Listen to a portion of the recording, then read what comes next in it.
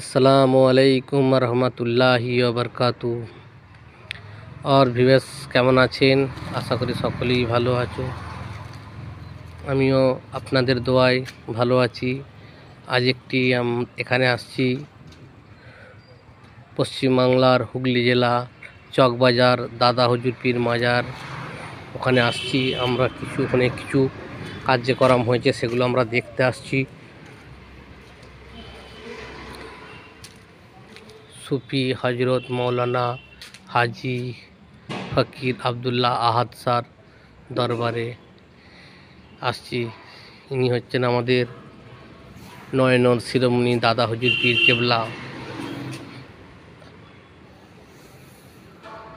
চিস্তি আল কাদরি রহমতুল্লাহ আলাহি, হুগলি চকবাজার। তো আজ আমরা এখানে আসছি।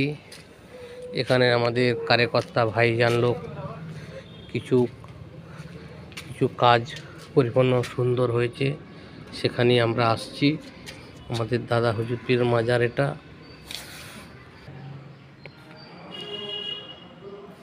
আমাদের দাদা পীরের মাজার। এটি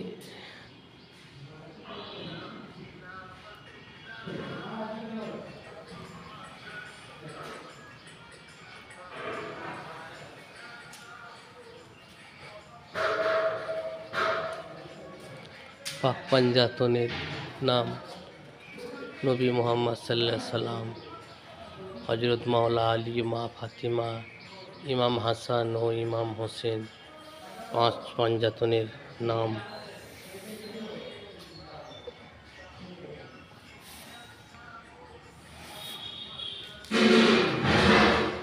এখানে আমাদের পীর সাহেব বসেন, কিছুক্ষণের মধ্যে উনি আসবেন।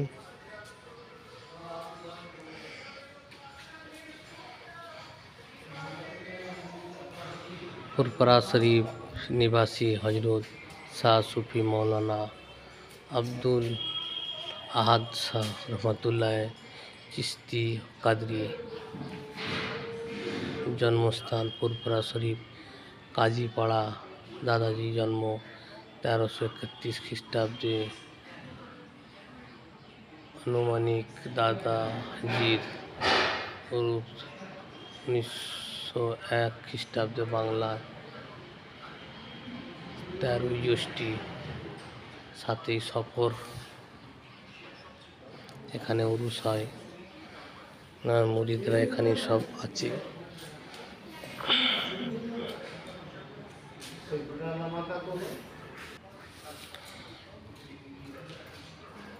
হজরত আউজার গিফারি রহমতুল্লাহ বিনীতি, তিনি কাবা শরীফের দরজা ধরলে বললেন, আমি করিম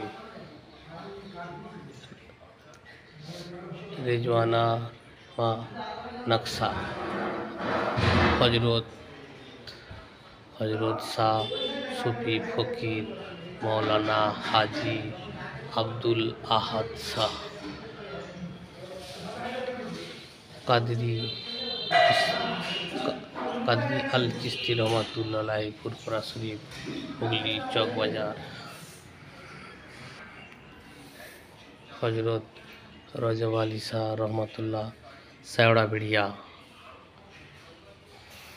হজরত বেলায়েত আলী মুন্সিরহাট, হুগলি চকবাজার। খলিফা যে সমস্ত ওনাদের নাম এখানে দেওয়া আছে, অত আমি পড়তে পারছি না, আপনারা একটু দেখুন।